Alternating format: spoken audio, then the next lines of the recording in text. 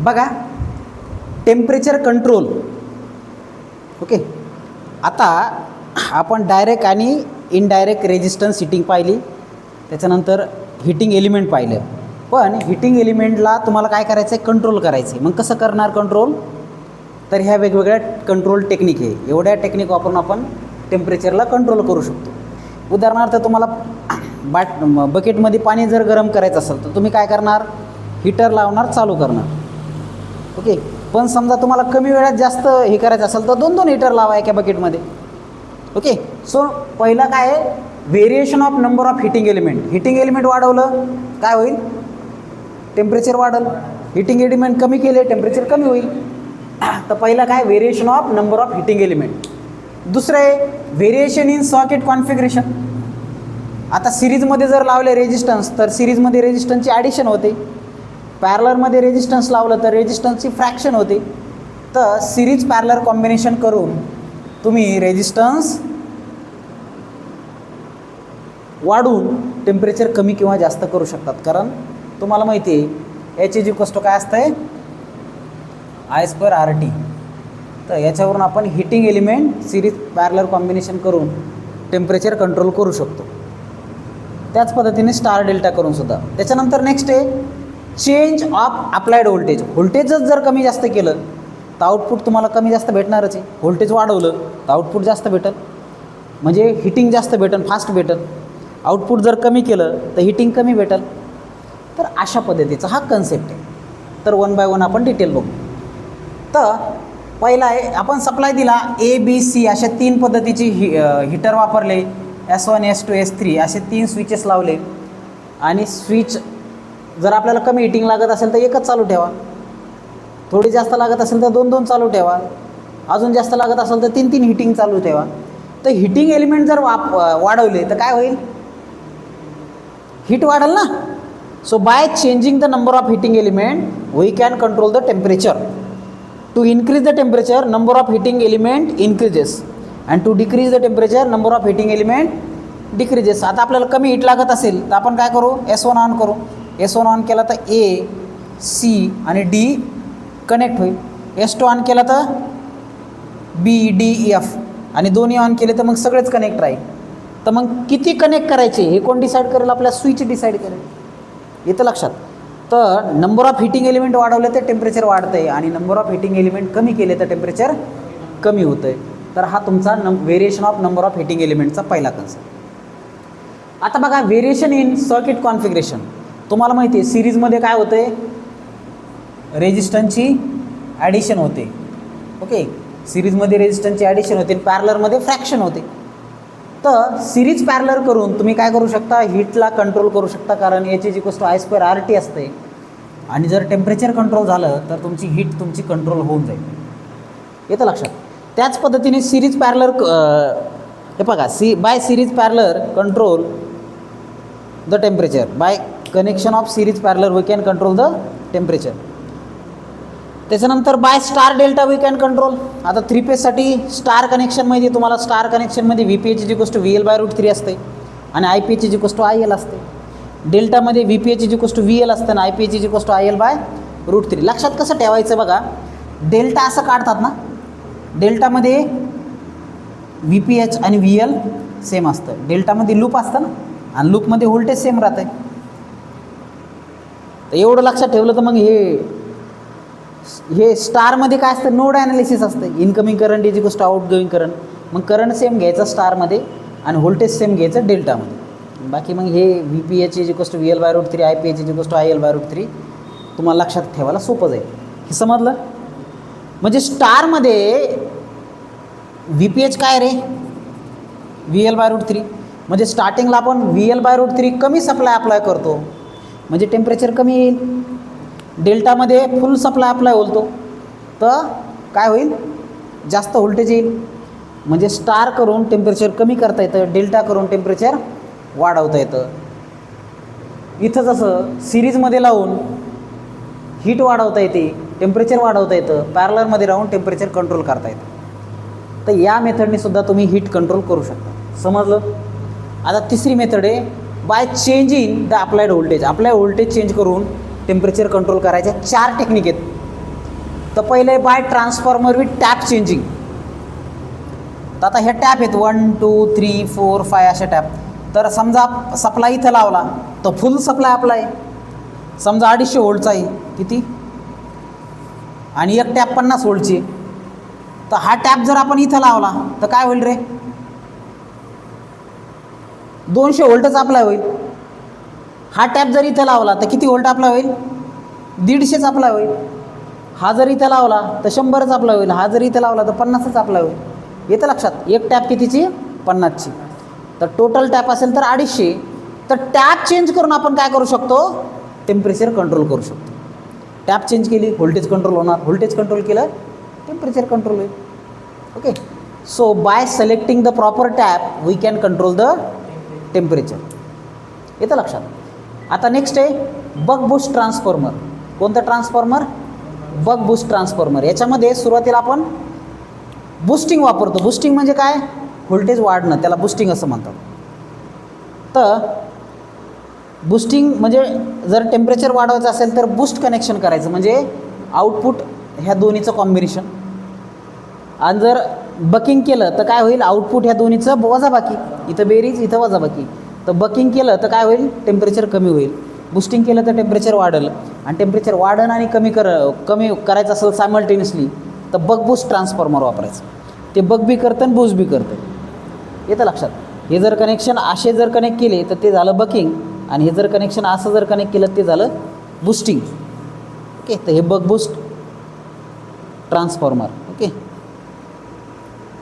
बक boost transformer combine आहे. आता connection नाही आहे पण कनेक्शन करता येतात, बक बी करता येतं आणि बूस्ट बी करता येतं. त्याच्यानंतर नेक्स्ट आहे ॲटो ट्रान्सफॉर्मर. आपण काय करायचं आहे, ॲटो ट्रान्सफॉर्मर पाहिलं असेल ना कॉलेजमध्ये, गोल. तर 0 to 270 सप्लाय देतो. मग सप्लाय जर वाढवला तर तर आउटपुट वाढणार आहे. So by auto transformer less supply for less heating and more supply for more heating. अशा पद्धतीने आपण टेम्परेचर कंट्रोल करू शकतो. ओके. त्याच्यानंतर बाय सिरीज रिॲक्टर लावून काय करू शकतो आपण, टेम्परेचर कंट्रोल करू शकतो. आता बघा, समजा टेम्परेचर 500 डिग्री सेल्सिअस आहे आता सध्या पहिल्या पोझिशनला. आता आपल्याला कंट्रोल करायचं आहे, तर मग काय करणार, हा पॉईंट इथं घेणार. तर मग हे सिरीजमध्ये जाईल, तर रेजिस्टन्स सिरीजचं रिॲक्टन्स जे आहे त्याचा ड्रॉप होईल आणि आउटपुट 500पेक्षा कमी येईल, समजा 400 येईल. तर टेम्परेचर कंट्रोल करण्यासाठी आपण काय लावलं आहे, सिरीज रिॲक्टर लावलं आहे. रिॲक्टर काय करेल, ड्रॉप करेल, आणि ड्रॉप केलं तर आउटपुट कमी येईल. सोपं आहे की नाही. आता रिॲक्टर लावलं आहे तर पॉवर फॅक्टर कमी होईल, आणि तो पॉवर फॅक्टर इम्प्रूव्ह करण्यासाठी परत कॅपॅसिटर लावावं लागतं. ओके. सो या टाईपच्या टेम्परेचर कंट्रोलला आपण काय म्हणतो, सिरीज रिॲक्टर कंट्रोल म्हणतो. समजलं, काहीच अडचण नाही. पुन्हा एकदा शॉर्टकटमध्ये सांगतो. Number of heating element series parallel लावायचे, नंबर वाढवायचे. हिटिंग वाढवायची असेल तर नंबर वाढवायचे, हिटिंग कमी करायची असेल तर नंबर कमी करायचे. By variation of circuit configuration series parallel करून पण आपण टेम्परेचर कंट्रोल करू शकतो. स्टार डेल्टा करून पण आपण टेम्परेचर कंट्रोल करू शकतो. अप्लाइड व्होल्टेजचे 4 प्रकारे. टॅप चेंजिंग, टॅप बदलून आपण आउटपुट कंट्रोल करू शकतो. बक बूस्ट करून आपण आउटपुट कंट्रोल करू शकतो. बूस्टिंग केली टेम्परेचर वाढेल, बकिंग केली टेम्परेचर कमी होईल, आणि याच्याहून टेम्परेचर कमी किंवा जास्त दोन्ही होऊ शकतो. ॲटो ट्रान्सफॉर्मर लावून तुम्ही काय करू शकता, सप्लायच कमी द्यायचा आणि आउटपुट कंट्रोल होऊ शकते. ओके. आणि सिरीज रिॲक्टर लावून सुद्धा आपण आउटपुट कंट्रोल करू शकतो. So these are the temperature control technique in case of electric heating. समजलं. So write down.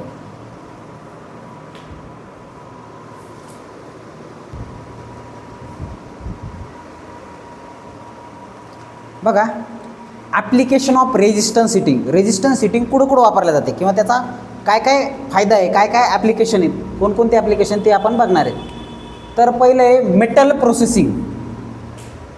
मेटलची प्रोसेसिंग करायसाठी मग कोणतं असेल, एनेमिलिंग असेल, ॲनेलिंग असेल, किंवा जनरल हीट ट्रीटमेंट असेल, मेटल गरम करून त्याला शेप देणं, साईज देणं, असे जे काय काम असतील की मेटल हार्डनिंग, त्याला बघा म्हणजे मेटलला टोकदार बनवायचं आहे, वाकवायचं आहे, बेंड करायचं आहे, असे जे कामं आहेत ना मेटल प्रोसेसिंगचे, हे सगळे रेजिस्टन्स हिटिंगने होऊ शकतात. ओके.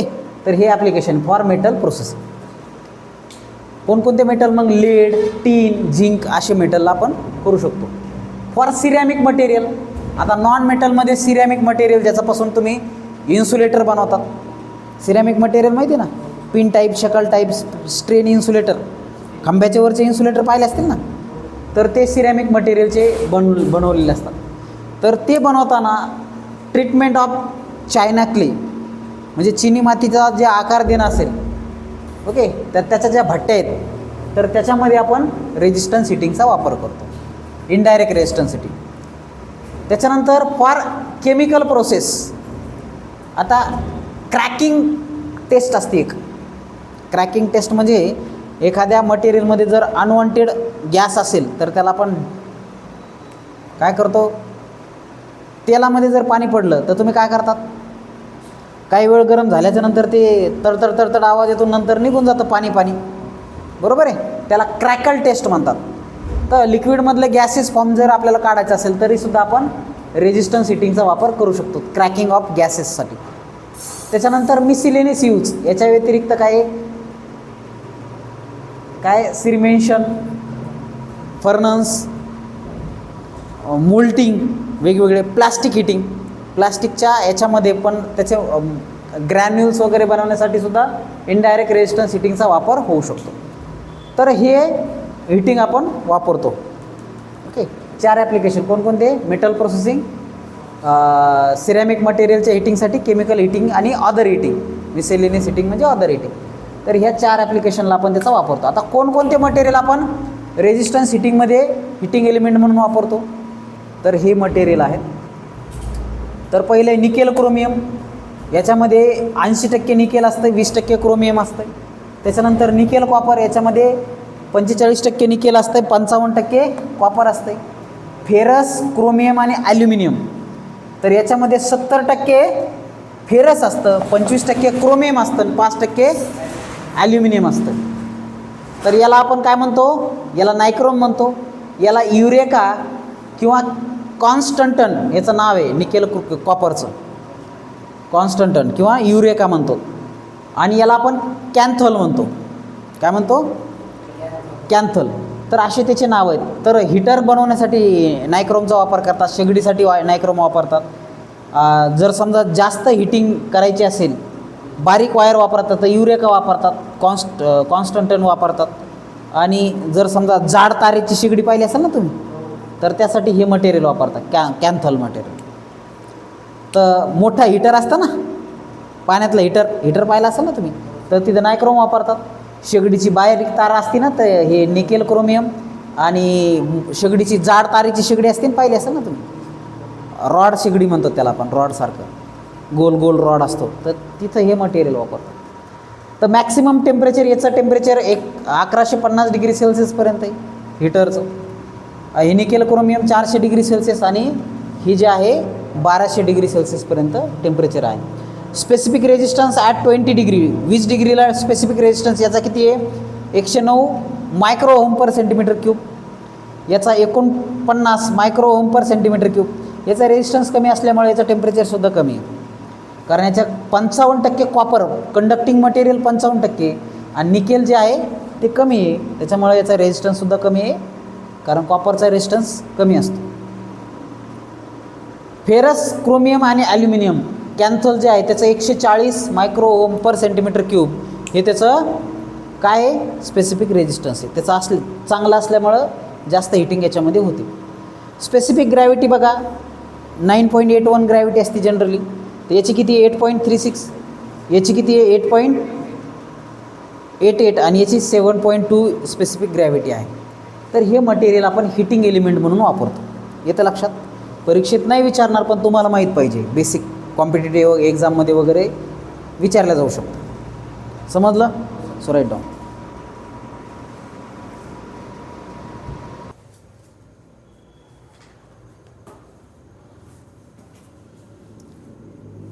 जे हिटिंग एलिमेंट आहे ते आपल्याला डिझाईन करायची.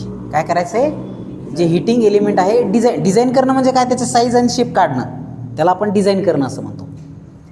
डिझाईन ऑफ हिटिंग एलिमेंट काढायचे. जे काय हीटर आपण वापरणार आहेत रेजिस्टिव्हमध्ये, डायरेक्ट इनडायरेक्ट, तर त्यासाठी जे हिटिंग मटेरियल वापरणार आहे त्याची आपल्याला डिझाईन करायची. तर बघा, when supply is given to heating element, heat is produce and it absorb by charge and charge is heated up. आपण हिटिंग एलिमेंटला हीट दिली तर काय होणार आहे, हिटिंग एलिमेंट हीट होणार आहे आणि ते रॅडिएशननी हीट चार्जला देणार आहे, चार्ज काय होईल, हिटेड होईल. मग आता समजा let radiated from heating element, okay, radiation म्हणा, radiation from heating element of emission, किती रॅडिएशन इमिट झाले, ते ई एवढे रॅडिएशन इमिट झाले आणि रॅडिएशन इफिशियन्सीला आपण के म्हणू, ओके. आणि परत काय म्हणलं आहे, T1 म्हणजे टेम्परेचर ऑफ हिटिंग एलिमेंट, T1ला काय म्हणायचं आहे, temperature of heating element in kelvin, आणि T2 म्हणजे काय, temperature of charge in kelvin. K म्हणजे काय, रॅडिएशन इफिशियन्सी, ओके, जे की कॉन्स्टंट असतं. आता the heat radiation by heating element is given by, हे काय रे, स्टीफन्स कॉन्स्टंट आहे, स्टीफन्स लॉ म्हणतो आपण याला, काय म्हणतो, ओके, by given by Stefan's law. Stefan's law, तर याची जी गोष्ट 5.72 K e T1 by 100 raise to power 4 minus T2 by 100 raise to power 4 watt per metre square. प्रत्येक वॅट पर मीटर स्क्वेअरला एवढी हीट जनरेट होईल, असं कोण म्हणलं, स्टीफन्स लॉचा एक सायंटिस्ट म्हणला. त्याच्यावरून radiation heat is given bye हा फॉर्म्युला तयार झाला.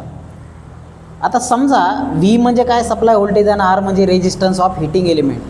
तर तुम्हाला माहिती आहे आर इज इक्वल्स टू काय असते, रो एल बाय ए असते, बरोबर आहे. आणि P is equals to V square by R असते. कसं, पी इज इक्वल्स टू काय रे, व्ही आय, बरोबर आहे. तर आयच्या जागेवर आपण काय लिहू, V into V by R लिहू शकतो. मग याला काय लिहतो, व्ही स्क्वेअर बाय आर. ते डायरेक्ट माहीत असेल तुम्हाला, ओके, सांगायची गरज नाही, खूप बेसिक आहे. So P is equals to V square by R आणि R is equals to rho L by, हे दोन फॉर्म्युले आपल्याला लागणार आहे. तर आता आपल्याला तयार व्हायचं आहे डिझाईन करायला. तर समजा सर्क्युलर कंडक्टर आहे, सर्क्युलर म्हणजे काय, अशा पद्धतीचं कंडक्टर, याला आपण सर्क्युलर म्हणू, गोल, ठीक आहे. याच्यात हे काय असेल, डायमीटर, आणि ही काय असेल, लेंथ असेल. तर हे काय असेल तुमचं डायमीटर आणि ही काय असेल, लेंथ, एल म्हणजे लेंथ. तर आर इज इक्वल्स टू काय, रो एल बाय ए. ए म्हणजे काय रे, पाय आर स्क्वेअर. पण आपल्याला आर तर दिलेलं नाही, मग आर काय रे, R is equals to D by 2. मग आरचा स्क्वेअर म्हणजे डीचा स्क्वेअर डिवायडेड बाय 2चा स्क्वेअर म्हणजे 4, ओके. मग R is equals to rho L by, ही एरियाची किंमत जी आहे ही इथं टाकली, याला सिम्प्लिफाय केलं, हे काय येईल रे, वर येईल, म्हणजे 4 रो एल येईल divided by pi D square. इथपर्यंत समजलं. आता काय करा, चला, पी इज इक्वल्स टू काय, V square by R, P is equals to काय, व्ही स्क्वेअर बाय आर. तर आरच्या जागेवर ही किंमत टाकून द्या. तर ही किंमत टाकली तर परत हे वर जाणार, हे अंश छेद, नंतर परत अंश असतो, म्हणजे काय येईल, pi D square V square divided by 4 rho L. So P is equals to pi D square V square divided by 4 rho L. तर आता D square by L is equals to काय रे, बघा, हे एल इकडे घेतलं आणि divided by D square घेतलं, तर एल इथं घेतलं, डी स्क्वेअर त्याच्या खाली आलं, तर पी इकडं जाईल, समजलं ना. तर हे एल इथं घेतलं, डी स्क्वेअर खाली, आणि हे पी इकडं गेलं, तर ही आली तुमची पहिलं इक्वेशन आलं, समजलं. आता तुम्हाला माहिती आहे हीट डिसिपेटेड काय असेल, area into H, area into Stefan's constant, Stefan's लॉसचे हिटिंग एच. तर पण तुम्हाला माहिती आहे फॉर स्टेडी स्टेट ज्यावेळेस शांत हीट तयार होत असते त्यावेळेस पॉवर इनपुट जी असेल ती सगळी इनपुट काय करते, हीट डिसिपेशनमध्येच जाते. So P is equals to heat dissipation काय, pi D L into H, area into H असतं ना, एरिया काय pi D into L into H. तर इथं काय काय कटल रे, पाय कटल. पीच्या जागेवर काय ही किंमत टाकून दिली, पाय D square V square divided by 4 rho L. समजून घ्या बरं का, पीच्या जागेवर काय केलं, पाय D square V square divided by 4 rho L टाकलं, आणि हे जसं तसं. आता इथं पाय कटल, काय कटल, पाय कटल. डी स्क्वेअरच्या जागेवर एक डी कटल इथं, आणि व्ही स्क्वेअर बाकी जसं तसं राहील. तर आता इथं काय डी राहिलं आणि हे यल जर इकडं आलं तर डी स्क्वेअर बाय यल. इथं काय राहिलं होतं रे, एक डी कटलं म्हणजे एकच डी राहिलं होतं, हे डी. आता ही यल आहे, इकडं खाली पुन्हा एक यल आणलं, यल स्क्वेअर झाला. आणि हे बाकी सगळ्या टर्म ह्या ज्या आहेत ह्या दोन उचलून इकडं टाका, तर हे काय 4 रो एच येईल. आणि हे व्ही स्क्वेअर इकडं गुणाकारात इकडं आल्यावर भागाकारात जाईल. तर D divided by L square is equals to this. तर हे इक्वेशन आणि हे इक्वेशन, या इक्वेशनवरून तुम्ही काय करू शकता, लेंथ काढू शकता, एरिया काढू शकता. ओके, लेंथ काढू शकता, डायमीटर काढू शकता. लेंथ डायमीटर आलं तर एरिया काढता येईल डायमीटर आल्यावर. तर यालाच आपण डिझायनिंग म्हणतो. लेंथ काढणं म्हणजे एखाद्या याच्यामध्ये हीट दिलेली असेल तर हे किती जाड आहे आणि किती लेंथ आहे हे आपल्याला फाइंड आउट करता येतं. ओके, याचे न्यूमरिकल आहेत, परीक्षेला आलता एक न्यूमरिकल. त्याच्यानंतर जर रेक्टँग्युलर स्ट्रीप असेल, रेक्टँग्युलर स्ट्रीप माहिती आहे तुम्हाला, पट्टीसारखं, तर त्यासारखं जर कंडक्टर असेल तर समजा त्याची विड्थ किती आहे डब्ल्यू आणि टी म्हणजे थिकनेस किती आहे टी आहे आणि लेंथ यल असेल तर त्यावेळेस तुम्हाला एरिया काढायचा. मग एरिया इज इक्वल्स टू काय असते रे, length divided by area is equals to काय, width into thickness. Area is equals to काय, विड्थ इंटू थिकनेस. इथं टाका. मग R is equals to rho L by A, एरियाच्या जागेवर डब्ल्यू इंटू टी टाकायचं आहे. मग ही रेजिस्टन्सची किंमत इथं टाका. याला सिम्प्लिफाय जर केलं तर काय येईल, P is equals to V square जसं तसं ओमेगा टी इथं आलं डिवायडेड बाय रो एल, हे रो एल इथं. समजलं ना. आता काय केलं, इथं आपल्याला एल डिवायडेड बाय, हे पहा ही जी टर्म आहे ना अख्खी उचलायची, तिकडे घेऊन जायची, पी इकडं आणायचं. तर काय येईल, L divided by omega T is equals to W T म्हणू, डब्ल्यू ओमेगा नाही वापरायचा, L divided by W T is equals to V square divided by rho P. Okay, तर हे इक्वेशन आलं तुमचं, हे इक्वेशन आलं. फॉर स्टेडी स्टेट काय असतंय, स्टेडी स्टेटला power input is equals to heat dissipated. मग power input P is equals to 2WLH. हे पहा 2W म्हणजे इकडून विडते तिकडून विडते, इंटू लेंथ केलं तर तुमचा एरिया येऊन जाईल, इंटू एच. तर हे काय येईल, तर याच्यामधून डब्ल्यू कटल, हे यल इकडं घ्या एल स्क्वेअर, तर T divided by L square. तर हे काय येईल 2 जसं तसं, एच जसं तसं, हे रो वर गेलं आणि हे व्ही स्क्वेअर खाली आलं. समजलं. याच पद्धतीने इथं D divided by L square, 4 rho H divided by V square, इथं 2H rho divided by V square. तर थोडा फरक आहे, परंतु ह्या दोन इक्वेशनवरून सर्क्युलर कंडक्टरचं तुम्ही लेंथ आणि डायमीटर काढू शकता. इथं तुम्ही लेंथ काढू शकता, विड्थ काढू शकता, थिकनेस काढू शकता. ओके, आणि हेच फाइंड आउट करणं म्हणजेच काय, डिझाईन करणं. समजलं. So write down.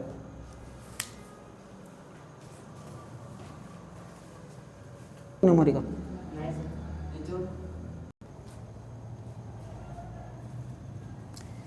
6 मार्काला या टाईपचा एक न्यूमरिकल येतो म्हणजे येतोच. काही म्हणजे जालना असेल, संभाजीनगर किंवा काही पॉलिटेक्निकला युनिट टेस्ट 1ला टाकला होता हा न्यूमरिकल. बघा, a 15 kilowatt 220 volt single phase resistance oven employ nickel chromium wire for heating element. तर निकेल क्रोमियमचं वायर हिटिंग एलिमेंट म्हणून घेतलं आणि त्याचा वॅटेज किती आहे रे, 15 किलोवॅट म्हणजे 15,000 वॅट, व्होल्टेज किती 220 व्होल्ट सिंगल फेजचं. आता काय म्हणलं त्यांनी, if wire temperature is not exceed than 1000 degree Celsius, म्हणजे वायरचं टेम्परेचर 1000 डिग्रीपेक्षा जास्त नाही, म्हणजे किती 1000 आहे. पण मग आता हे डिग्री सेल्सिअसमध्ये, याला केल्विनमध्ये कन्वर्ट करण्यासाठी तुम्हाला काय करावं लागेल, 273नी ॲड करावं लागेल. So T2 is equals to 600, म्हणजे 4चं टेम्परेचर किती आहे 600. हे 4चं टेम्परेचर आणि हे कशाचं आहे, वायरचं टेम्परेचर, हिटिंग एलिमेंटचं temperature. T2 is equals to 600 plus 273 केलं तर 873 डिग्री केल्विनमध्ये. आता एल आणि डी काढायचं आहे, लेंथ आणि डायमीटर काढायचं आहे. ओके, डायमीटर ऑफ वायर, बारीक वायर आणि लेंथ काढायची. तर के दिलं किती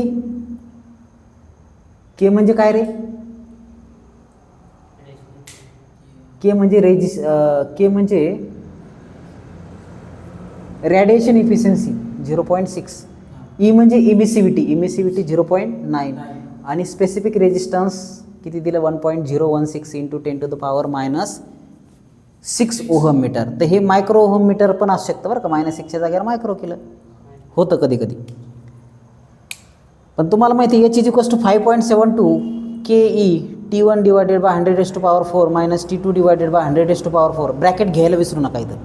याला जर सिम्प्लिफाय केलं तर हे जसं तसं हे केच्या जागेवर केची व्हॅल्यू, ईच्या जागेवर ईची व्हॅल्यू, T1च्या जागेवर ही, T2च्या जागेवर ही, याला सिम्प्लिफाय केलं तर हे एवढं येईल.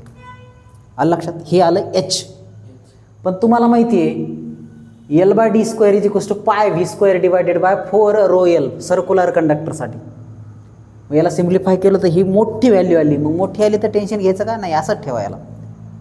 पण मग तुम्हाला माहिती आहे हीट डिसिपेटेडचा फॉर्म्युला काय?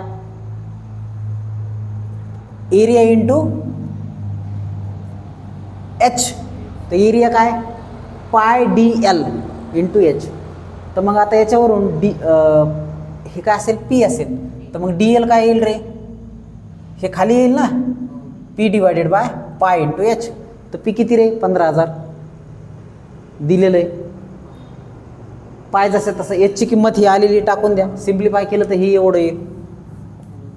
आलं लक्षात? आता L दिस dl दे, हे काय आहे? dl.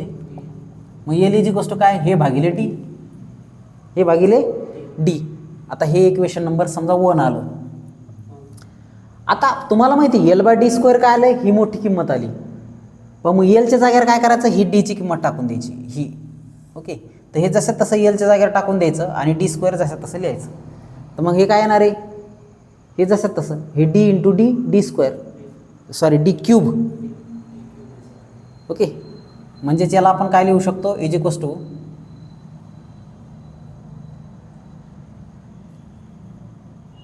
0.07557 divided by d³. = काय रे? ही किंमत. d³ ही किंमत. मग आता एक काम करा, d³ ला वर आणा आणि याला खाली टाका. कळालं तुम्हाला? d³ ला वर आणा आणि याला खाली टाका. तर d³ दिस डिवायडेड बाय ही आलेली किंमत डिवाइडमध्ये. याला सिम्प्लिफाय केलं तर येईल 3.0996 इंटू 10⁻⁻8 येईल. खालची खूप मोठी आहे म्हणजे -8 येईल. मग आता याचा क्यूब रूट घ्यायचा आहे.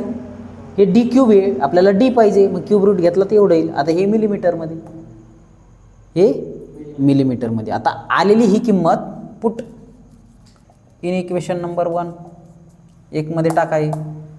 तर 0.07557 डिवायडेड बाय डीची किंमत इथं टाकली, सिम्प्लिफाय केलं 24.299 मीटर एवढं आलं लेंथ.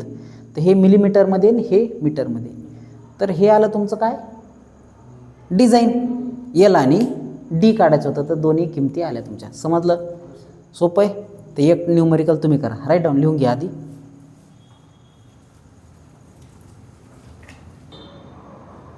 बघा, सेम न्यूमरिकल आहे. ओके, सेम न्यूमरिकल आहे. गिवन काय काय दिलं रे? P = 20 किलोवॅट म्हणजे किती? 20,000 वॅट. V = किती? 220 व्होल्ट. आता त्याच्यानंतर temperature of heating element T1 किती? 1170 डिग्री सेल्सिअस. मग केल्विनमध्ये किती येले? 1170 प्लस 273 किती? 1443 केल्विन. T2 = किती रे? 500. मग T2 = किती? 500 प्लस 273 म्हणजे किती? 773. ओके, त्याच्यानंतर अजून काय दिलं आहे? L अँड D काढायचं आहे. L आणि D = वॉट. K दिलं आहे. K किती? 0.57. E दिलं आहे. E = 0.95 आणि रो दिलं आहे किती? 1.09 into 10⁻⁻6 ohm metre. Same numerical आहे, सॉल्व करायचं आहे. ओके, अब्बी की अब्बी. So write down.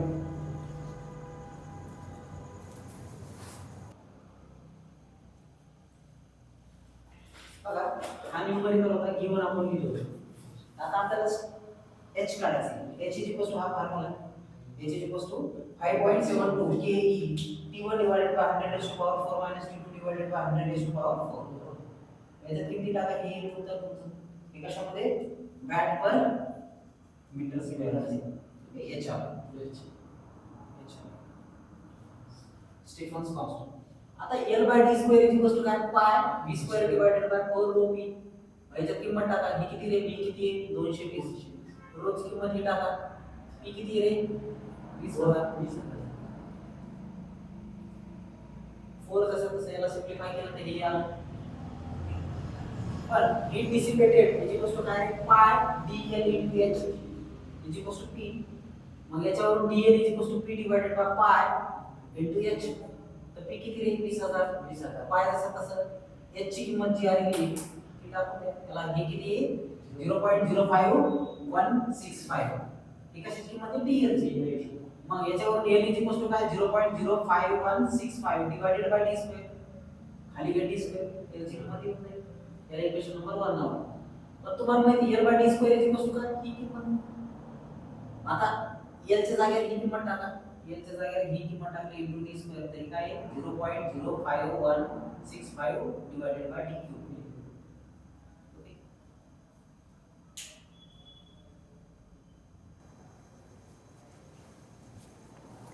बघा h ची किंमत आली. हा फॉर्म्युला आहे. याच्यामध्ये किमती टाकल्यावर हे येईल. ओके. आता L by d स्क्वेअर केलं. फॉर्म्युल्यामध्ये किमती टाकल्या. v स्क्वेअर टाकलं, रो टाकलं, p टाकलं तर ही किंमत आली. आता तुम्हाला माहिती heat dissipated is equal to this.